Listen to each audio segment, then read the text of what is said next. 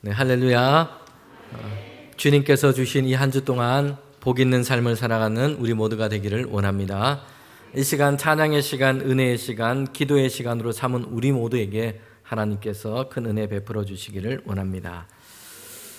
복음서에서 만나는 예수님의 모습을 보면 정말 바쁘시다라는 생각을 하게 됩니다. 주님께서는 그리스도로서 사역을 하시는데 공생의 기간은 3년이었습니다.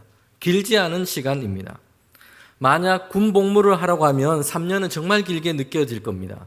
저는 26개월 군 복무했습니다. 전방의 민통선 안에서 있는 부대였는데요. 민통선 안에서도 한 3, 4km 더 들어가 있는 그런 부대였습니다. 주변에 이 동네가 전혀 없어요. 그래서 민간인을 전혀 볼 수 없는 곳이었습니다. 위로는 그냥 하늘이 뻥 뚫려 있고 주변에는 그냥 산이 둘러싸져 있는 그런 곳입니다. 여러분, 그곳에서 2년 2개월을 보냈는데 정말 길게 느껴지더라고요. 그러나 3년이라는 이 시간, 어떤 일을 계획하고 그리고 사람들을 세워 훈련을 시키고 이 일이 이루어지도록 하는 그 3년, 이것은 턱없이 부족한 시간입니다. 그런데 예수님께서 그리스도로 이 땅을 오셔서 사역하시는 그 시간이 3년이었습니다. 성도 여러분, 만약에 이제 이 땅에서 저와 여러분이 남은 시간이 3년밖에 없다, 3년밖에 남지 않았다라고 생각하면 어떻습니까?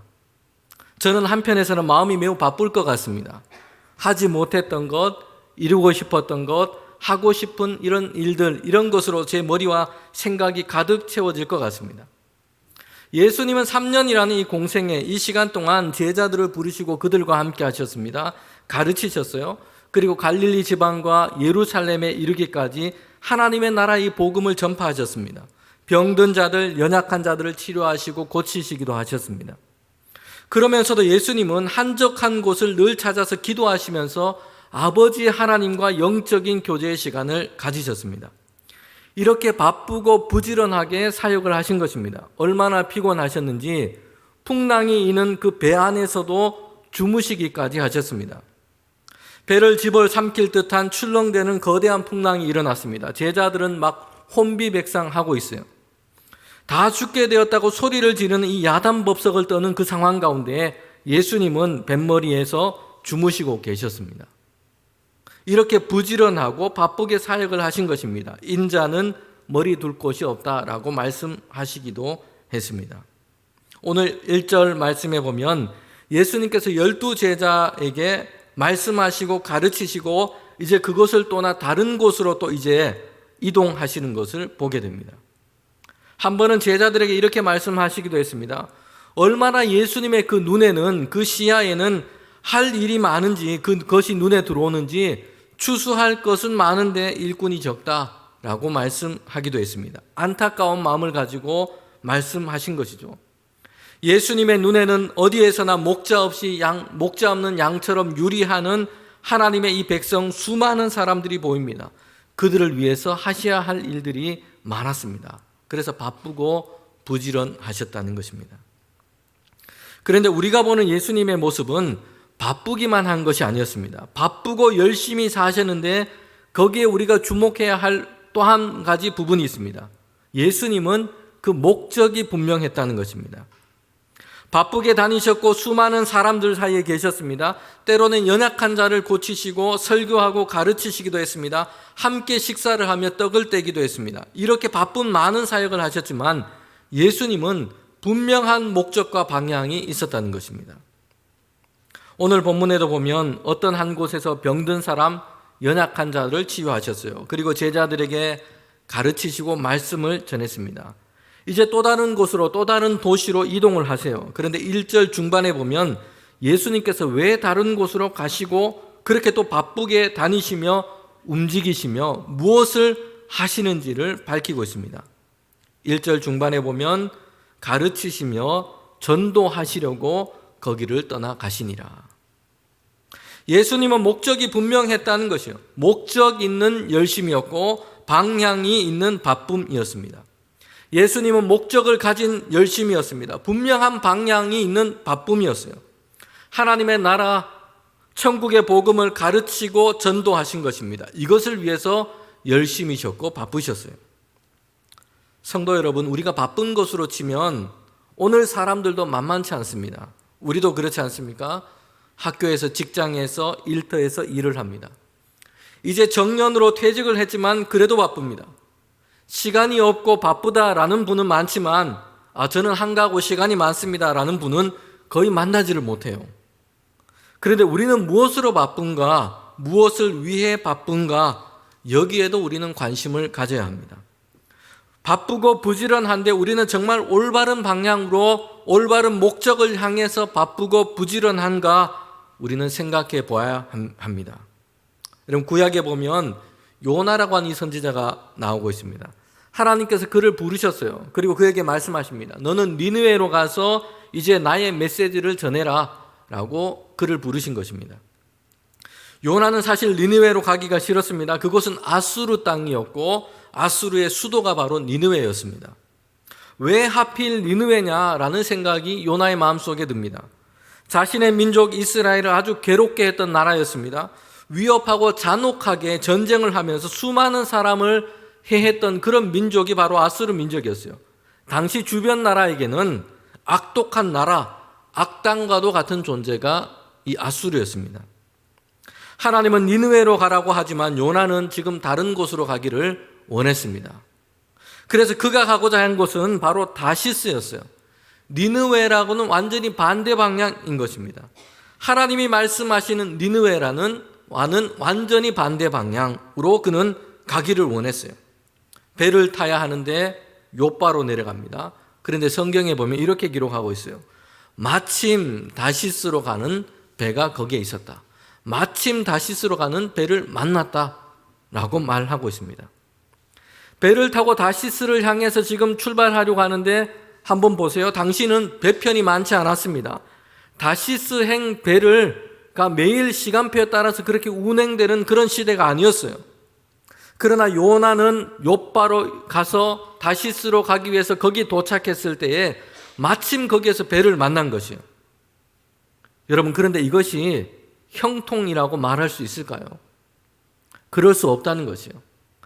다시스를 향해 가는 것은 방향이 잘못되었기 때문입니다. 목적지가 잘못되었습니다. 하나님께서 가라고 하시는 곳, 하나님께서 요나를 보내시는 것은 니느웨입니다.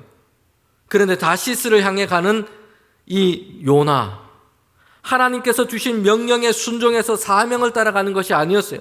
반대 방향으로 지금 가고 있는 것입니다. 불순종하면서 하나님의 낯을 피해서 도망하고 있습니다. 다시스행 배를 딱 만났고 순풍에 돛을 달고 가는 그 배 잘 출발을 했습니다. 그 속도를 올리고 물살을 가르며 지금 출발을 하고 있는 것입니다. 그러나 목적과 방향이 잘못되어 있습니다. 결국 풍랑을 만나게 되죠. 하나님께서는 요나를 돌이키십니다. 니느웨를 향해 가도록 만드시는 것입니다. 우리는 바쁘고 분주하고 열심 있게 살아갑니다. 그러나 그 방향과 목적이 바른지 오히려 어긋나 있지 않은지 중요하지 않은 일로 분주하고 바쁘게 지내고 있지 않은지를 우리는 점검해 볼 필요가 있습니다. 특별히 오늘 우리 교회에는 인생의 황혼기를 보내는 우리 어른들이 많습니다. 우리의 인생의 방향과 목적지가 무엇인지를 분명하게 해야 합니다. 이 땅에서 믿음의 순례, 믿음의 경주를 저와 여러분을 하고 있는 것입니다. 부초처럼 이 강물 위에 떠다니는 그런 인생이 아니에요. 목적지가 있고 결승점이 있습니다. 사도 바울은 예수 그리스도 안에서 주신 그 믿음의 삶을 복음에 참여하는 삶이라고 말했습니다. 그리고 마치 운동장에서 달리기를 하는 그 경주자처럼 그렇게 우리는 믿음의 삶을 살아간다라고 고백했습니다. 고린도전서 9장 26절에 보면 바울이 그의 삶을 향해서 이렇게 얘기합니다. 그러므로 나는 다름질하기를 향방 없는 것 같이 아니하고 싸우기를 호공을 치는 것 같이 아니하며. 바울은 자신이 지금 인생의 이 믿음의 경주를 하고 있는데 분명한 방향과 목적을 가지고 있다고 얘기를 하고 있어요. 향방 없이 달리기 하는 게 아니라 나는 지금 방향과 목적, 결승점을 향해서 지금 달려가고 있다라고 말합니다. 그러면 지금 바울이 믿음의 경주에서 그가 세운 그 목적지, 방향, 이게 뭐라고 얘기를 하냐 하면 빌립보서 3장 14절 말씀입니다.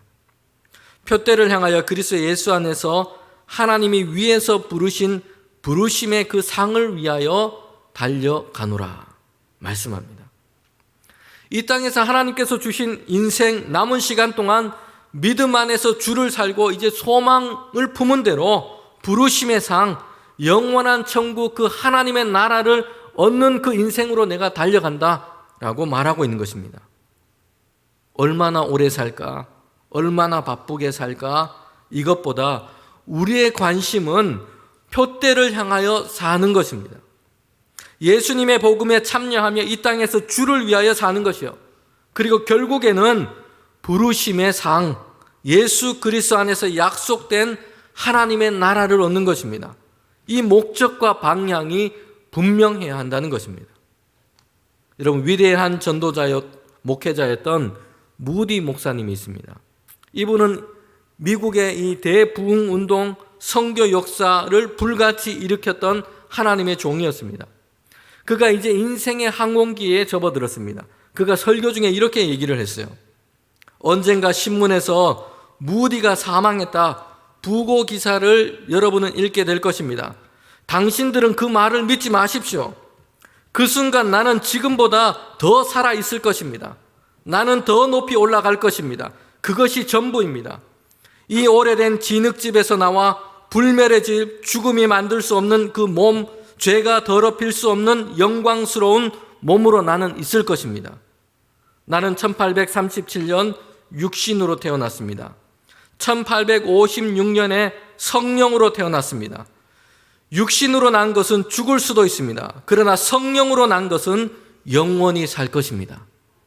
여러분, 이것이 무디 목사님이 인생 가운데 품었던 분명한 목적이었고 결승점이었습니다. 성도 여러분, 저와 여러분이 이런 표대, 이런 영원한 소망을 가지고 거기에 방향을 맞추고 살아가는 저와 여러분이 되기를 원합니다. 여러분, 예수님은 바쁘셨지만 뭘 위해서 바쁘시고 부지런하셨습니까? 하나님의 나라를, 그 복음을 가르치고 전도하기 위해서였습니다. 성도가, 그리고 교회가 이 땅에서 바쁘고 열심히여야 하는 것은 이것을 위해서입니다. 주님께서 무엇을 위해 바쁘셨는지 이것은 우리는 보아야 합니다. 가르치고 전도하기 위해서입니다. 여러분, 우리 교회와 이 땅에 세워진 교회들은 부지런하고 바쁘고 열심을 내야 합니다. 재정과 시간과 열정을 쏟아야 합니다. 그런데 그 목적과 방향이 분명해야 한다는 것이요. 예수님이 보여주셨어요. 다른 것으로, 다른 일로 바빠서는 안 됩니다. 복음의 그 진리를 가르치고 하나님의 나라를 전파하기 위해서 우리는 바빠야 합니다. 여러분, 예수님께서 이렇게 열심히 사역하셨는데 가르치시고 전도하기 위해서 열심히 활동을 하셨어요. 하나님의 나라를 선포하시면서 이 동네 저 동네를 다니셨습니다. 그러시면서도 병자를 고치시고 연약한 자를 고치셨어요. 그들 가운데 실제로 하나님의 나라가 무엇인지를 보여주신 것이요, 경험토로 하신 것입니다. 죄인 취급당하고 배척당했던 세리와 창기, 이런 사람들과 함께 먹고 식사를 하셨어요. 그들 가운데 하나님의 나라 이 복음을 전파한 것입니다. 여러분, 그런데 예수님의 이 모습 때문에 의문을 가진 사람이 생겼어요. 예수님에 대한 그 의문이었습니다. 여러분, 그 사람이 누구냐면 오늘 우리가 읽은 이 본문에 보면 놀랍게도 세례 요한이었습니다. 당시 세례 요한은 감옥에 갇혀 있었습니다. 세례 요한은 광야에서 외치는 자였습니다. 요단강에서 이스라엘 사람들 가운데 죄를 회개하는 그런 세례를 베풀었어요. 예수님도 이 세례 요한에게 세례를 받았습니다. 그리고 얼마 지나지 않은 때였습니다. 세례 요한은 당시 분봉왕으로 갈릴리 지방을 통치했던 헤롯 안디바라고 하는 이 사람이 있었는데 그가 그의 동생의 아내를 자신의 아내로 삼아버린 것이요. 세례 요한 이것을 막 문제 삼고 그를 책망하며 하나님의 이 회개의 메시지를 그에게 전한 것입니다. 여러분, 이것 때문에 감옥에 갇히고 만 것이에요. 세례 요한은 그러면서 예수님께서 행하시는 일과 모습을 듣고 있었어요. 감옥에서 주님께서 무엇을 행하시는지 듣고 있었다는 것이에요. 그러면서 그에게 질문이 생긴 겁니다. 제자를 보내서 예수님께 물어봤습니다. 오늘 마가복음 11장 3절에 보면 이렇게 말씀합니다. 예수께 여짜오되 오실 그이가 당신이오니까 우리가 다른 일을 기다리오리이까. 지금 세례 요한이 예수님께 제자를 통해서 물어본 것입니다. 당신이 우리가 기다리는 메시아 맞습니까? 라고 지금 물어본 것입니다. 우리에게는 이 본문이 너무 의외라는 생각이 들지 않습니까? 다른 누구도 세례 요한이 지금 예수님께 이것을 물었다는 것이에요. 그냥 유대인 중에, 군중 중에 그럴 수 있습니다. 예수님이 누구인지 잘 몰랐잖아요.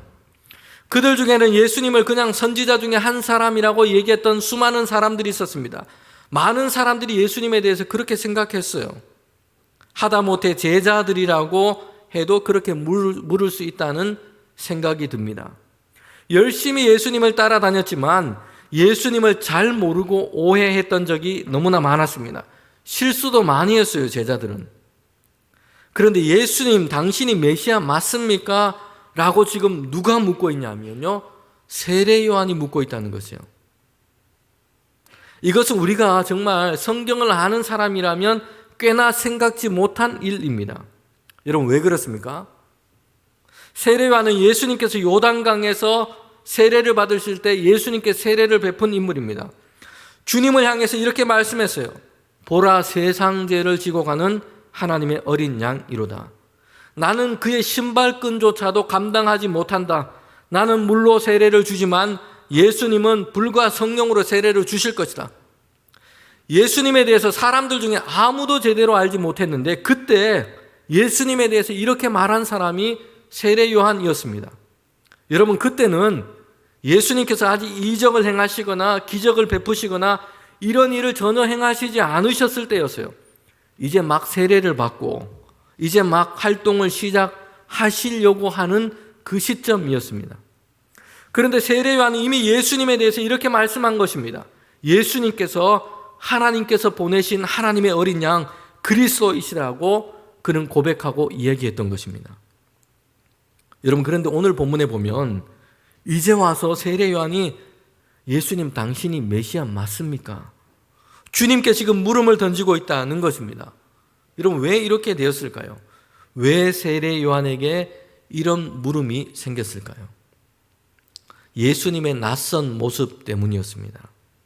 낯설음 때문에 이런 물음이 세례 요한에게 생긴 것입니다. 세례 요한은 분명 예수님이 그리스도이시다 알고 고백하십니다. 성경을 보면 성령께서 그에게 알게 하셨다라고 말씀하고 있어요. 그런데 세례 요한은 예수님 그리스도께서 사역하시고 활동하는 모습을 듣고 보게 됩니다. 거기에서 의문이 생긴 거지요. 세례 요한은 광야로 나가서 외쳤던 자였습니다. 거기에서 낙타토롯을 입고 메뚜기와 석청을 먹으면서 지냈습니다. 백성을 향해서 과감하게 회개의 메시지를 전파했던 것이 세례 요한이었어요. 그래서 세례 요한이 설교 시간에 자주 했던 멘트가 있습니다. 이 독사의 자식들아 라고 얘기를 자주 했어요. 아무리 왕이라고 해도 세례 요한은 과감하게 회개의 메시지를 전파했습니다. 힘과 권세를 가진 사람이라고 해도 예외가 없었어요. 이런 하나님의 메시지를 그는 전파했던 선지자였습니다. 그런 세례 요한이 생각하고 기대했던 메시아 그리스도의 모습이 있습니다. 심판을 선포하고 죄인들의 그 죄를 강력하게 규탄하고 부조리와 또한 불의한 세상에 맞서서 하나님의 진노의 불을 막 뿜어내면서 정의를 선포하는 이런 메시아의 모습을 기대했던 것입니다. 여러분, 그런데 세례 요한이 들은 예수님의 모습, 그리스도의 모습이 어떠했습니까? 병자를 고쳐주고 아픈 자를 싸매고 세리들처럼 이런 죄인들과 오히려 식사를 함께 하기도 합니다. 예수님이 그리스도이신 건 맞는데 하시는 모습과 활동들이 자신이 생각했던 것, 기대했던 것과는 차이가 있는 것입니다. 여러분, 사실 성경에서 예수님의 모습, 그리스도로서 하나님의 구원의 이 역사를 이루시는 이 모습은 너무나 생소하고 의외입니다. 상상하지 못한 것이에요. 메시아가 고난을 당하십니다. 로마인들에게는 가장 비참한 그 사형틀이었던 십자가에 메시아가 매달린 것입니다. 유대인들에게는 하나님께 저주를 받은 자의 모습이에요. 나무에 매달린 겁니다. 여러분, 그런데 그분이 바로 하나님께서 보내신 그리스도입니다. 고난당하시고 십자가를 지시고 우리를 구원하신 것이에요. 사도 바울은 그래서 이렇게 이야기를 합니다. 십자가는 유대인들에게는 꺼리끼는 것이고 헬라인에게는 미련한 것입니다. 그들에게는 그리스도가 구원자가 고난을 당하고 십자가를 진다는 것은 완전히 낯선 것이에요. 그러나 바울은 얘기합니다. 이것은 하나님께서 계획하시고 이루신 것입니다. 구원받은 우리에게는 그 십자가는 하나님의 능력이 됩니다. 여러분, 이런 예수님의 낯선 모습 때문에 세례 요한에게 의문이 든 것이에요. 세례 요한은 감옥에 갇혀 있습니다. 나갈 수가 없어요. 거기가 끝일 수도 있습니다. 그래서 예수님께 묻고 확인을 받고자 한 것이에요. 예수님, 당신이 그리스도이십니까? 여러분, 예수님께서 세례 요한의 이 물음에 어떻게 대답을 하셨습니까? 그렇다, 아니다, 단답으로 말씀을 하지 않으셨어요. 세례 요한의 제자들에게 이렇게 전하도록 했습니다. 마태복음 11장 4절부터 5절 말씀입니다. 예수께서 대답하여 이르시되 내가 가서 듣고 보는 것 요한에게 알리되 맹인이 보며 못 걷는 사람이 걸으며 나병 환자가 깨끗함을 받으며 못 듣는 자가 들으며 죽은 자가 살아나며 가난한 자에게 복음이 전파된다 하라. 지금 예수님께서는 주님께서 행하시는 일, 예수님을 통해 일어나고 있는 그 일을 말씀하고 있는 것입니다. 여러분, 그런데 이 말씀은 구약의 이사야를 통해서 예언자를 말씀을 통해서 메시아 그리스도가 오시면 일어날 일들에 대해서 이미 말씀하고 계셨던 것입니다. 다시 말씀드리면 예수님은 세례 요한에게 메시아에 대한 예언의 말씀으로 지금 대답하고 계신 것입니다. 선지자들의 그 예언을 통해서 기록된 말씀을 통해서 세례 요한에게 지금 전하고 있는 것이요. 지금 그 일, 기록되고 예언자들을 통해서 그리스도가 오실 때 일어날 일, 말씀한 그 말씀이 지금 나를 통해 이루어지고 있다라고 말씀한 겁니다. 여러분, 세례 요한에게는 예수님의 모습은 낯설었습니다. 그의 생각과 기대를 벗어나 있기 때문입니다.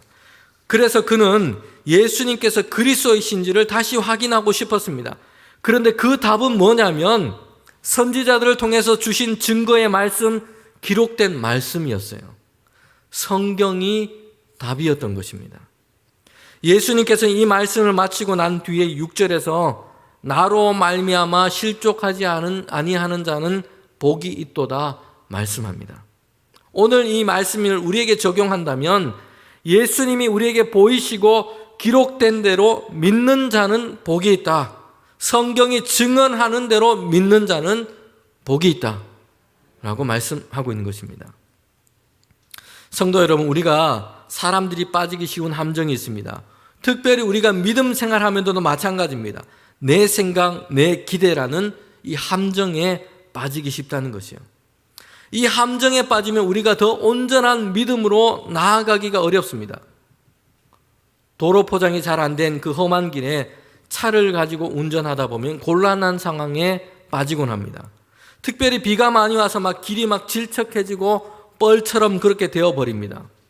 그곳에서는 이 차가 빠져서 몇 시간 동안 그렇게 갇혀서 제대로 앞을 향해 나가지 못하게 되는 것입니다. 여러분, 내 생각, 내 기대라는 함정이 이렇습니다. 거기에 빠져서 진일보하지를 못하는 것이 갇혀버리게 되는 것입니다.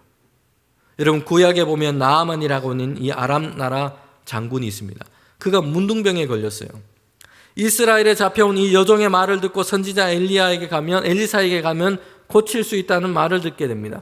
그래서 온갖 보물과 선물들을 챙겨서 호위하는 병사를 다 거느리고 지금 이 엘리사의 집 앞에 가게 됩니다. 그때 엘리사는 나와 보지도 않고 종을 보내서 나아만에게 이렇게 얘기를 하죠.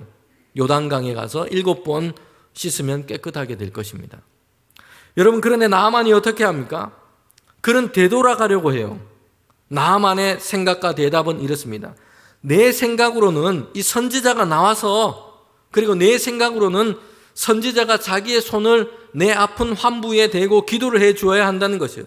그리고 내 생각으로는 요단강보다 내가 사는 그 아람 나라에 가면 더 크고 물도 깨끗하고 좋은 강이 얼마나 있는데 내 생각에 함정에 빠져버린 것이에요. 그래서 한 걸음 나아가지 못하고 지금 되돌아가려고 하는 것입니다. 곁에 있는 수종 드는 자의 말을 듣고 나아만은 결국 그의 뜻을 돌이켜 요단강에서 7번 목욕을 하게 됩니다. 그때 그가 깨끗하게 된 것입니다. 고침을 받은 것이에요. 자기 생각대로 하지 않고 자기 생각을 바꾸어서 선지자의 말, 선지자를 통해 전달된 하나님의 말씀대로 했기 때문입니다. 성도 여러분, 믿음은 생각 없이 살라는 것이 아니에요. 믿음은 내 생각이 이제 하나님께 연결되어야 한다는 것입니다. 믿음은 이제는 내 생각이라는 그 함정에 갇혀 있지 않고 우리 생각보다 더 위대하고 크신 하나님을 향해 우리의 생각이 확장되어야 한다는 것입니다. 그리고 나라고 하는 이 작은 틀에 갇혀버린 내 생각이 깨어지고 하나님을 통해서 생각하게 되는 것, 여러분 이것이 믿음인 것입니다. 얼마 전에 이 신문 기사를 봤는데요. 텔레비전의 이 예능 프로에 나온 그 이야기를 이 기사로 이렇게 실어 놓았더라고요. 모든 이 기혼 남성들, 남편들이 경계해야 되는 이 연예인이 있습니다. 이 사람이 출연하는 프로그램은 특별히 아내들이 시청하지 않도록 차단을 해야 돼요. 누구냐면 이 최수종 씨입니다. 워낙 아내에 대한 애정, 사랑이 너무 각별합니다. 방송용이 아니고 막 진심인 거예요, 보니까. 자연스럽게 막 아내를 막 존중하고 사랑하는 것이 말부터 시작해서 그의 행동에서 다 나옵니다. 그러다 보니 남편들은 다 경계해야 됩니다. 이런 모습을 아내들이 보고 나면 남편들이 괴로워집니다. 당신은 왜 그렇지 않느냐. 이렇게 얘기를 하기 때문입니다. 그런데 그 프로그램 중에 이 프로그램 중에 한 청년이 이렇게 최수정 씨에게 물었어요.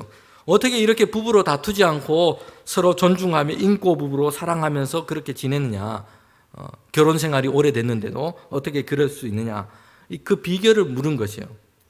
이 청년의 무릎에 이 최수정 씨가 19글자만 잘 외우면 된다는 거, 이렇게 얘기를 했습니다. 19글자. 여러분 뭘까요? 제가 한번 알려드리겠습니다. 우리 남편분들 특별히 집중해서 잘 들으시길 바랍니다. 당신이 그랬다면 그럴 만한 이유가 있었겠지요. 이 19글자예요. 자, 우리 남편분들 한번 따라해 봅시다. 당신이 그랬다면 그럴 만한 이유가 있었겠지요. 네. 이 19글자면 된답니다. 네. 부부가 살면서 이해가 잘 안 되는 일이 얼마나 많습니까? 그죠? 반평생 살았는데도 늘 낯설어요, 막. 왜 저럴까? 왜 저렇게 행동할까? 이런 생각이 들 때가 너무나 많습니다. 그런데 이 19글자 뭐라고요? 당신이 그랬다면 그럴 만한 이유가 있었겠지요. 이 말이었어요. 저는 이 기사를 보면서 이런 생각이 들었습니다. 제가 아직 집에서는 이렇게 할 수 없겠구나 라는 생각이 들었어요. 그런데 하나님께는 이렇게 정말 내가 믿음 안에서 말씀을 드려야 되겠구나. 믿음 안에서 정말 내가 결단하고 하나님께 고백해야 되겠다라는 것입니다. 하나님께서 그렇게 하셨다면 그럴 만한 이유가 있었겠지요. 하나님께서 그렇게 하셨다면 그럴 만한 이유가 있었겠지요. 여러분, 세례 요한은 낯설은 예수님 때문에 의문이 생겼습니다. 자신이 기대하고 생각했던 그리스도 메시아의 모습과는 달랐어요. 낯설었습니다. 그러나 세례 요한의 생각이 하나님께서 이루시는 그 구원의 사건의 기준이 될 수가 없어요. 하나님은 하나님이 뜻하신 대로 예언자들을 통해서 주신 말씀대로 기록된 말씀대로 예수 그리스도를 통하여 그 구원의 역사를 이루어 가시는 것입니다. 성도 여러분, 우리 인생에도 이런 의문이 들 때가 있습니다. 시련과 어려움이 닥쳐오기도 하죠. 생각지도 못한 일 때문에 근심하고 염려가 들기도 합니다. 우리가 원하고 기대했던 것들이 아니었어요. 이런 낯선 상황과 의문이 들 때가 있습니다. 여러분, 그럴 때 이렇게 말하면 좋겠습니다. 하나님이 그렇게 하셨다면 그럴 만한 이유가 있겠지요. 하나님께서 그렇게 하셨다면 그럴 만한 이유가 있겠지요. 내 생각, 내 기대라고 하는 이 함정에 빠져서 하나님을 향한 그 믿음으로 이제 거기에 빠져 있지 않고 하나님을 향한 믿음으로 한 걸음 나아가는 저와 여러분이 되기를 원합니다. 우리보다 더 크신 하나님을 바라볼 수 있기를 원합니다. 하나님께서 그렇게 하셨다면 그럴 만한 이유가 있었겠지요. 주님, 이 믿음으로 우리가 올 한 해 동안 살아가기를 원합니다. 우리에게 은혜를 주시기를 원합니다.